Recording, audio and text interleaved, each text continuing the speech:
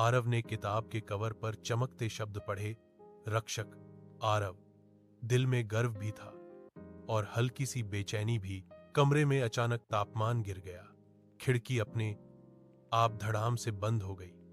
दीवारों पर पड़ती परछाइयां लंबी होने लगीं, जैसे कोई अदृश्य चीज धीरे धीरे पास आ रही हो।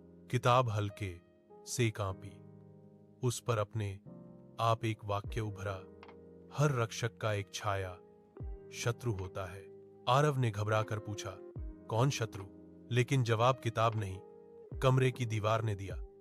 दीवार पर उसकी ही आकृति उभरने लगी, पर आंखें खाली, आवाज टूटी हुई, जैसे कोई उसके अंदर के अंधेरे से जन्मी हो। वह आकृति बोली, किताब को चलाना आसान नहीं। किताब की रोशनी जितनी तेज होती है, उसकी छाया उतनी गहरी बनती है। आरव ने पीछे हटते हुए कहा, तुम कौन हो? छाया धीरे धीरे कमरे के बीच में खड़ी हो गई। अब वह उसकी हू नकल लग रही थी, पर उसकी मौजूदगी भारी और ठंडी। वह बोली, मैं तुम्हारी हार से पैदा हुई हूं, तुम्हारे हर उस डर से बनी हूं जिसे तुमने आज तक छुपाया। किताब अचानक तेजी से चमकी।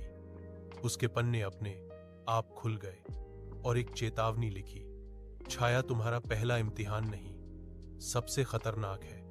जब तक तुम इसे पहचानोगे नहीं, किताब की शक्ति पूरी तरह तुम्हारे हाथ में नहीं आएगी। आरव ने कांपते हुए किताब उठाई।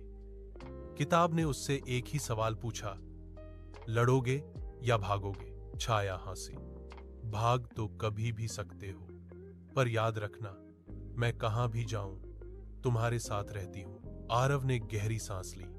पहली बार उसने डर को पकड़ने की कोशिश की, और जैसे ही वह छाया की ओर बढ़ा, कमरा अचानक काली हवा से भर गया। छाया ने हाथ फैलाया और उनके बीच की दुनिया टूटी हुई रोशनी की तरह बिखरने लगी।